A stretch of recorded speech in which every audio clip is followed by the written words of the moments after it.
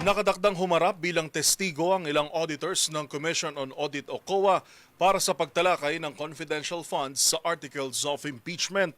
Paniwala ng House Prosecution, mas malilinawan ng publiko sa naging disallowances ng pondo ni VP Sara sa OVP at ng naging kalihim ito ng Department of Education o DepEd.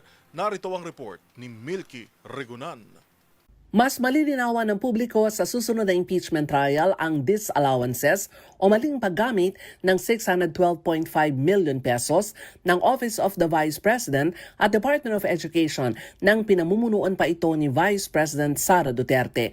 Ayon kay House Lead Prosecutor Jervil Luistro, haharap sa witness stand sa panig ng prosecution sina Roderick Wamil, former State Auditor ng COA-ICFAO o Intelligence and Confidential Funds Office, at Celine May del Campo, kasalukuyang State Auditor ng COA-ICFAO na sumuri sa pinagastosan ng pondo. Ipatatawag din si Marivic Pareha, ang Direktor ng House of Representatives Legislative Information Resources Management Department. Sabi ni Luistro, ibaliliwanag ng COA auditors ang milyong-milyong pisong disallowances na nirelease sa mga bogus na pangalan gaya ng Mary Grace Piatos, Milky Sequoia at iba pang pangalan mula sa Chichirya family.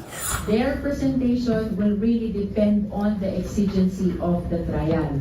We have witnessed this during our presentation of article on threat. Nakalista pero may na-withdraw. But there's a possibility also na hindi nakalista but we will be seeking the permission of the court that they be presented. No?